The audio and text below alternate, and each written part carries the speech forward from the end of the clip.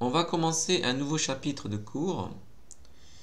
Dans la progression, il était prévu de passer au solide, mais en fait ça ne se prête pas trop à un cours en distanciel.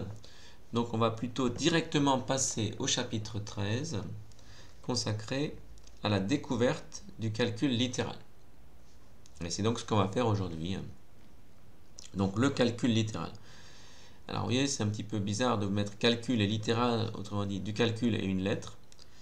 Eh bien, c'est tout l'esprit du calcul littéral, c'est qu'on va faire du calcul dans lequel il va intervenir des lettres. Alors, on va prendre un exemple pour vous montrer ici de quoi il est question. Donc, on va, grand 1, s'intéresser à ce qu'on appelle les écritures littérales. Alors, qu'est-ce que c'est qu'une écriture littérale? Prenons, voilà, par exemple, ces exemples ici. Donc, grand A, introduction. Pour représenter une grandeur qui peut varier ou que l'on ne connaît pas, on utilise une lettre. Alors, prenons un exemple pour que vous compreniez. Donc, exemple, les longueurs ici sont données en centimètres.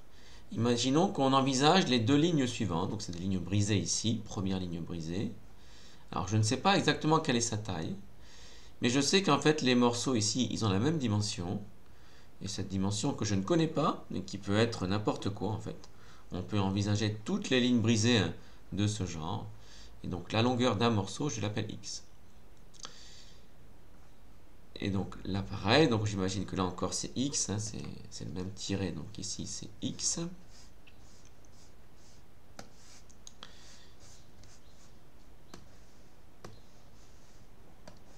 Ici on imagine que cette longueur c'est x, que je ne connais pas.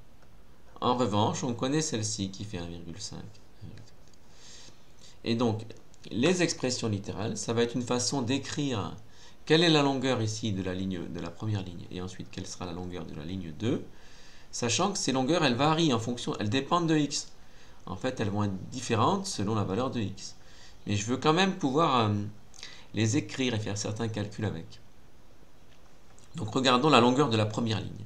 Si un morceau ici c'est x, la longueur de la ligne 1, ben, comme il y a un morceau, deux morceaux, trois morceaux, quatre morceaux, cinq morceaux, la longueur de cette ligne, ça va être x plus x plus x plus x plus x, ou si on préfère, 5 fois x.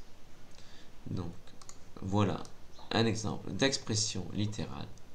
Donc la longueur L1 de la ligne 1, c'est L1 égale 5 fois x.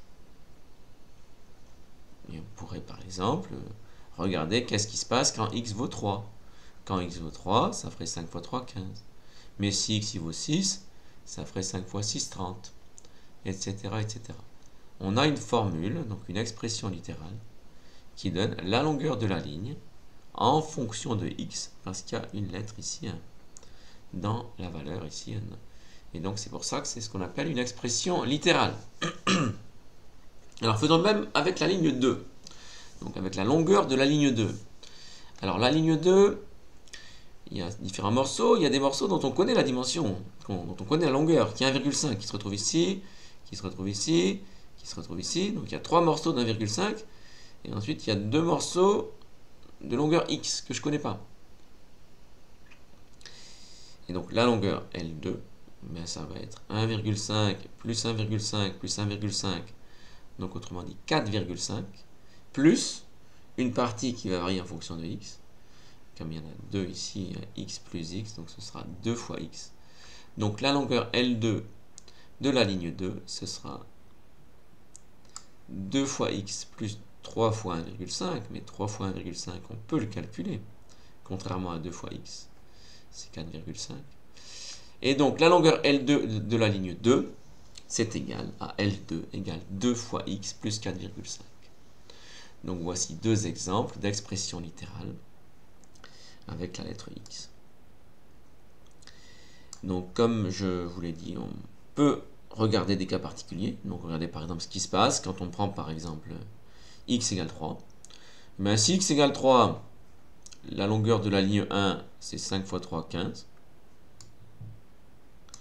Et toujours si x vaut 3, puisque c'est le même x ici qu'on a pris dans les deux cas, ben, la longueur de la ligne 2, ce sera égal à 2 fois 3, 6, plus 4,5, donc 10,5.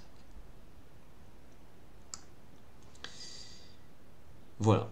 Alors, on va rester là pour cette première partie de cours et vous aurez des petits exercices pour vous familiariser avec les expressions littérales.